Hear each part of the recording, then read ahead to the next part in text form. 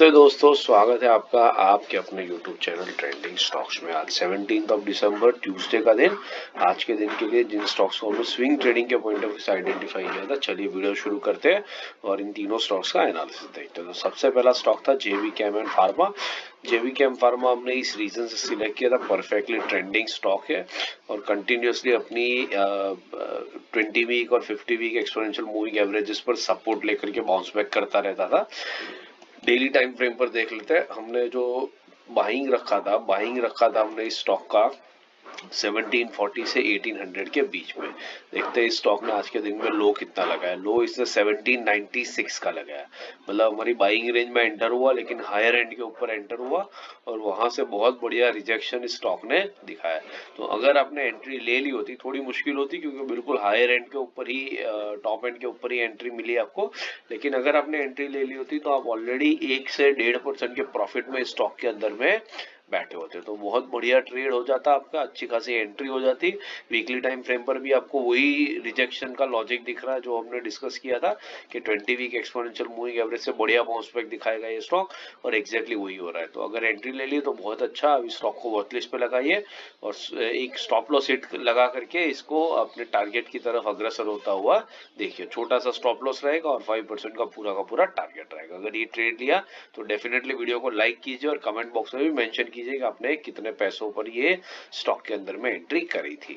दूसरा जो स्टॉक हमने डिस्कस किया था वो था JS Jindal steel and power. Jindal steel and power भी सेम लॉजिक पर हमने सिलेक्ट किया था। 20 वीक एक्सपोनेंशियल मूविंग एवरेज पर बढ़िया सपोर्ट ये स्टॉक ले रहा है।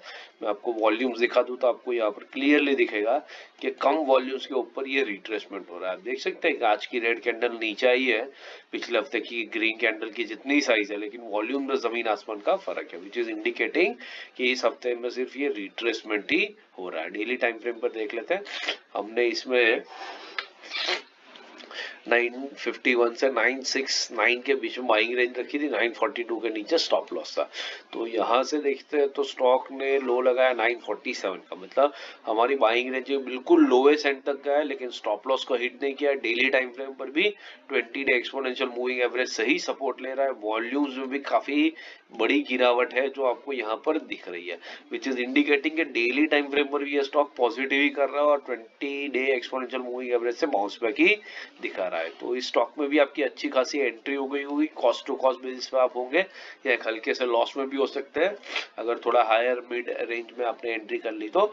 अब इसको वॉचलिस्ट पे लगाइए और ऑब्जर्व कीजिए छोटा सा स्टॉप लॉस लगा करके कि कैसे ये 5% के टारगेट की तरफ धीरे धीरे अग्रसर होता है। तीसरा और आखिरी स्टॉक था JSL, Jindal stainless steel limited. ये भी अगेन इसी लॉजिक पर हमने सिलेक्ट किया था। Recently 50 week exponential moving average से डब्ल्यू पैटर्न बना करके एक बाउंस बैक दिखाया था और अभी 20 वीक एक्सपोनेंशियल मूविंग एवरेज पर स्टॉक रिट्रेस कर रहा था। डेली टाइम फ्रेम पे देख लेते हैं।